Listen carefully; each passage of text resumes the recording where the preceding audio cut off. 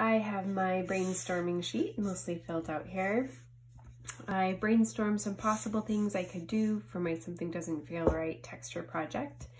A pear, a hat. I think that could look really cool if there was like a brick hat or a stone hat or a cracked glass hat. That could be neat. Or a shoe. Mostly I pick these things because they have a recognizable shape.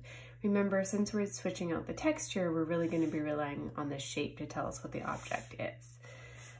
So I went ahead and chose pear. I'm feeling kind of fruity, so I put a star by that. And then I used some of the stuff on the Canva site, but then I also Googled some images to help me brainstorm some textures. I have like a brick wall, like a rock wall, and this was supposed to be wood grain. Some days I'm good at it, today apparently I'm not. A basket weave, and then fur. Fur I think is one of the easiest ones to do. It can also be one of the hardest ones to do. So definitely try it out and see if you can get it to look really soft. Sometimes it comes out kind of stiff and like plastic broom bristles, but you really want to try to get that smooth, velvety texture. So take the opportunity to try out a couple different textures and see which one works for you. I think I'm gonna do the brick wall and the basket weave and the fur. And I can change my mind. If I think of a better one later on, awesome, I can absolutely do that. All right, next I am going to draw my image in the box.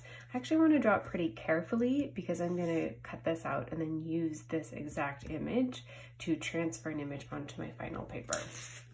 I'm cheating, I've done this before. So I'm going to draw a drawing of my drawing, which is a pear, and I'm going to start by looking for those simple shapes. Well, I can see that this is pretty much a triangle. So nice and light and loose. In my box using Monster Grip, I'm going to draw a triangle. And at the bottom of that triangle is a little more of an oval. So I want to make sure that I round it out a little bit towards the bottom and that I let it stay a little bit boxy and pointier up at the top. Okay, I like the size. I like how it fills the space.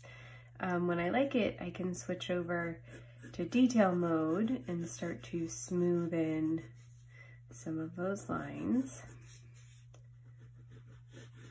Now it doesn't have to be perfect on this piece of paper, but I do want to really know where my final lines are so that I don't end up tracing it one way on one picture and then tracing it another way on the other picture and then ending up with a couple slightly different looking pictures. I want them to all look the same.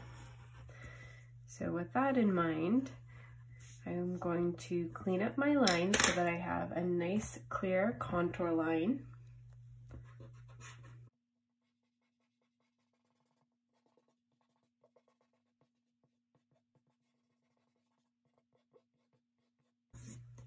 Okay, next I'm going to cut it out on this box, trying to stay right on the lines as much as possible. Oops, forgot this guy.